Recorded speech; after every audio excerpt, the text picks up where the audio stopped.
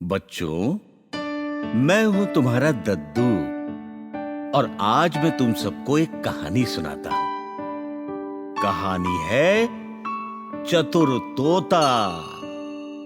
एक जंगल में बहुत सारे पंछी रहते थे। उसी जंगल में एक तोता रहता था।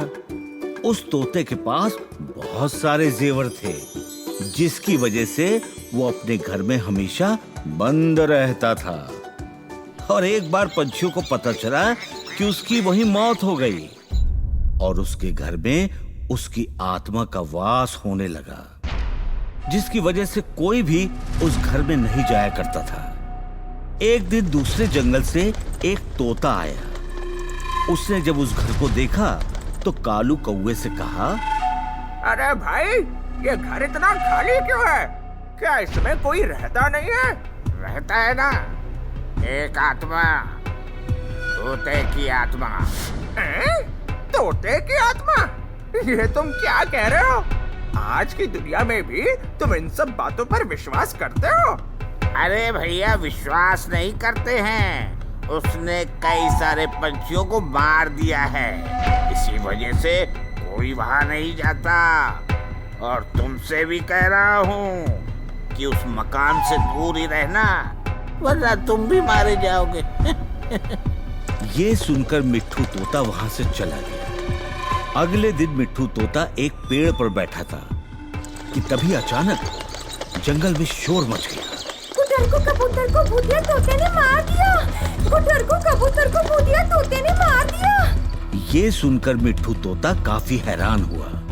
उसने जब मीनू कोयल से पूछा तो मीनू कोयल ने कहा, गुटर को कबूतर भूतिया मकान में गया था, तब से लौट कर नहीं आया। उसी भूतिया तोते ने मार दिया।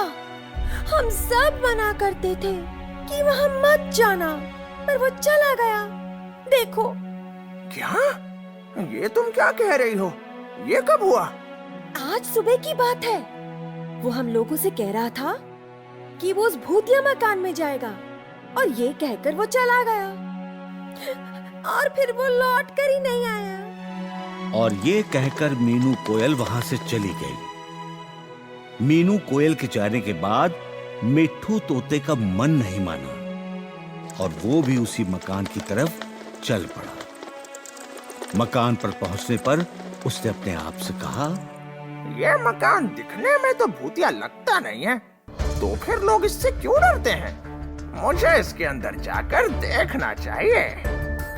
और ये कहकर वो उस घर के अंदर गया, पर वहां पर एक तोता कुर्सी पर बैठा हुआ था और उसी के पास में बहुत सारे पंछी बंधे हुए थे। उन्हें देखकर मिट्ठू तोता ने कहा, अच्छा, तो ये बात है, तुम जिंदा हो और इन्हें बंदी बनाकर तुमने यहाँ पर रखा हुआ है, जिससे लोगों को लगे कि इस घर में भूतिया तोता रहता है। तुम यहाँ पर कैसे आए? क्या तुम्हें डर नहीं लगा यहाँ पर आने से? नहीं, मुझे डर नहीं लगा, और अब मैं पूरे जंगल में बता दूंगा कि घर में कोई भूत वूत नहीं है। यहाँ से जा पाओगे तभी तो बता पाओगे। मैं तुम्हें यहाँ से जाने ही नहीं दूंगा।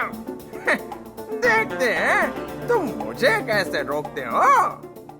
इस पर उस तोते ने मिट्ठू तोता पर हमला कर दिया, पर मिट्ठू तोता बच गया और उसने सभी पंछियों को छुड़ा लिया, जिससे वो सभी बंधन से मुक्त हो गए और सभी उस घर से उड़ गए। ये देखकर वो तोता बहुत ज्यादा दुखी हुआ। वही मिट्ठू तोता भी वहां से निकल पड़ा और सभी दूसरे पक्षियों के पास पहुंच गए। और जब उन्होंने तोते को जिंदा देखा तो कालू कौवे ने कहा, तुमने ये सब क्यों किया? तुम पक्षियों को अगवा क्यों कर रहे थे? और इस घर में भूत रहता है, ऐसी अफवाह क्यों फैलाई? मैं नहीं चाहता था कि मेरे जेवर कोई चुरा ले जाए, क्योंकि मेरे पास बहुत सारे जेवर थे, इसीलिए मैंने ऐसा किया था। पर वो तो मिट्ठू तोता आ गया और उसने मेरा सारा खेल बिगाड़ दिया। हाँ, मिट्ठू तोता ने अगर हिम्मत नहीं दिखाई होती तो हम तो यही समझते कि इस घर में भूत रहता है। वो तो अच्छा हुआ क्योंकि उसने हमें बता दिया कि भूत वगैरह कुछ नहीं होते।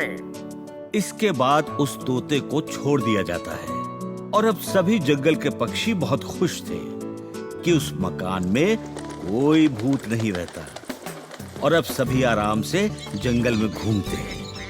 तभी कबूतर ने मिट्ठू तोते से कहा, आज हम तुम्हारी वजह से ही उस घर से आजाद हो पाए हैं। अगर तुम नहीं होते तो वो तोता हमें कभी नहीं छोड़ता गुटरगू। तुम्हारा बहुत बहुत धन्यवाद गुटरगू। अरे इसमें धन्यवाद की क्या बात है? हमें जिस बात पर शक हो उसका पता जरूर लगाना चाहिए, क्योंकि आज की दुनिया में लोग बहुत चालाक हैं। हाँ, ये तो तुम बिल्कुल ठीक कह रहे हो गुटरगू। और इसके बाद वो सभी जंगल में आराम से रहने लगे।